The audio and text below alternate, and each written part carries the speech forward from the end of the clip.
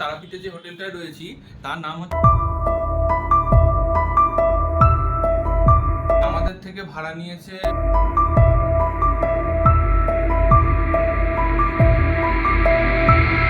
Hello everyone, welcome to sudden plan. নতুন একটি ভিডিওতে তোমাদের সকলকে জানি স্বাগত।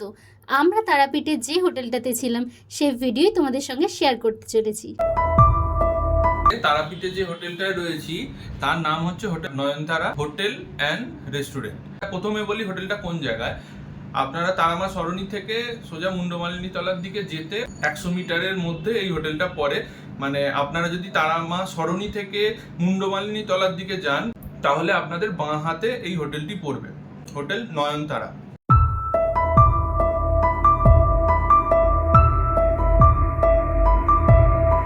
এই হোটেলটির ভাড়া, সুবিধা অসুবিধা, তার সাথে রুম সার্ভিস সকল বিষয় তোমাদের ক্লিয়ারলি এই ভিডিও জুড়ে জানাবো।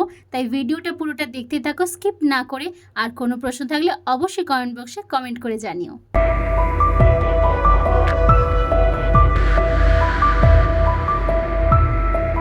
এটাই হলো নয়নতারা হোটেল অ্যান্ড রেস্টুরেন্ট। আর নিচের গ্রাউন্ড ফ্লোরটা পুরোটাই এনাদের রেস্টুরেন্ট, সামনেটা রান্না হয়। আর এর ঠিক ভিতরের অংশেই ওনাদের খাবার জায়গা রয়েছে, বসে খাবার টেবিলও রাখা আছে। আর এমন বাধ্যবাধকতা নেই যে আপনাদের এখানেই খেতে হবে, আপনারা যে কোনো জায়গায় খেতে পারেন। জাস্ট আমরা এখানে একটা রুম নিয়েছি, আপনাদের তাই ঘুরিয়ে দেখালাম। এই ভিতরে প্রবেশ করার পরই সামনের জায়গাটা রান্নাবান্না হচ্ছে, তারপরে এরকম চেয়ার টেবিল পাতা রয়েছে, এখানে যে কেউ খেতে পারে। আর এরপরে সিঁড়ি দিয়ে আমরা চলে যাচ্ছি আমাদের রুমের দিকে।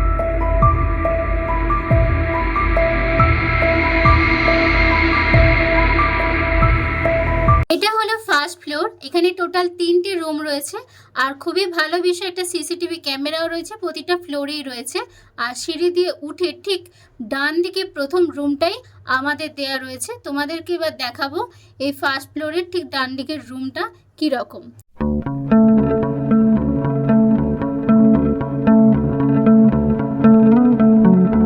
প্রবেশ করতে যেটা দেখলাম, রুমটি তুলনামূলক অনেকটা ছোট। আর গরমের জন্য আমরা এসে রুম নিয়েছি। আর প্রয়োজনীয় যে সমস্ত জিনিসপত্র একটি রুমে থাকে সেগুলোই রয়েছে। তোমাদেরকে এই ভিডিওতে দেখাচ্ছি কি কি এতে আছে এই রুমটাতে। আর বাথরুমটা তোমাদের ঘুরে দেখাবো, তো চলো।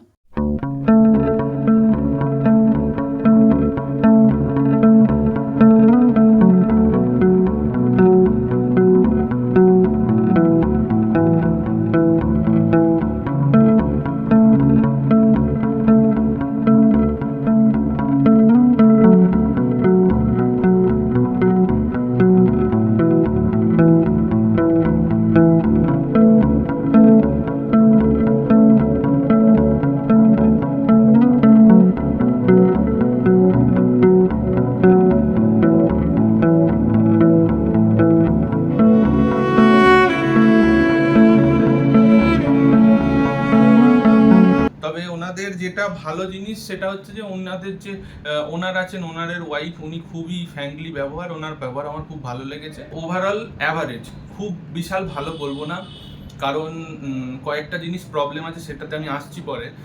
আগে সুবিধাগুলো বলি। রোডের উপরে হোটেলটা, অতএব মানে সেখান থেকে আপনার মার্কেট বলুন বা তারা মায়ের মন্দির, দুটোই খুব সামনাসামনি, 400 মিটারের মধ্যে মায়ের মন্দির।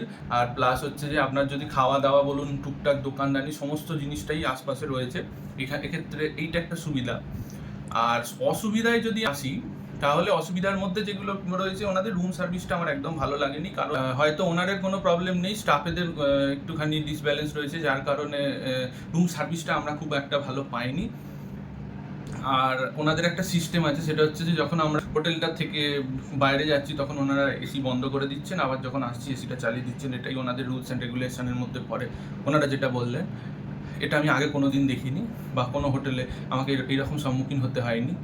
তো মোটামুটি বাজেট হোটেল হিসাবে খারাপ না। হোটেলটা আমাদের থেকে ভাড়া নিয়েছে 800 টাকা এসি রুম, কিন্তু সিজন ওয়াইজ এই রেটটা ভ্যারি করে। অ্যাকচুয়ালি মানে এখন আমরা ধরুন এসেছি বুধবার, সেক্ষেত্রে উইকেন্ড বা সেরকম কোনো চাপ নেই, সেই জন্য আমরা এই 800 টাকায় রুমটা পেয়েছি। অ্যাকচুয়ালি এই মানে মোটামুটি ধরুন আপনারা যদি এই টাইমে আসেন এই রেটেতে এই রুম পেতে পারেন। কিন্তু যদি শনিবার রবিবার এইরকম যদি উইকেন্ড থাকে বা কোনো সিজন থাকে, অমাবস্যা থাকে, সেক্ষেত্রে কিন্তু রুমের রেট 1200 থেকে স্টার্টিং এনাদের। এবার 1200 থেকে 2200 পর্যন্ত ওনারা চার্জ করে থাকেন, তবে সেটা আপনাদেরকে নেগোসিয়েশন করে নিতে হবে। আর একটা পজিটিভ দিক যেটা আমি দেখলাম, এর সামনে একদম মানে বিল্ডিং এর অপোজিট সাইডে এসবিআই এর এটিএম রয়েছে, যেটা একটা প্লাস পয়েন্ট। কারণ আমাদের এই তারাপীঠ চত্বরে 3-4টে এটিএম আছে। একটা রয়েছে আমাদের বিনাপানি, মানে হচ্ছে তারামা সরণির ওই দিকে বিনাপানি যে হোটেল রয়েছে সেই দিকে একটা রয়েছে, আর একটা রয়েছে আমাদের ব্রিজের ওপারে, মানে মা তারা সরণির ব্রিজটা আগে একটা এটিএম রয়েছে, আর একটা রয়েছে আমাদের মুন্ডমালিনীতলা রোডে। মুন্ডমালিনীতলা রোডের এটিএমটা ঠিক আমাদের হোটেলটার অপোজিটেই পড়ছে, এটা একটা পজিটিভ দিক।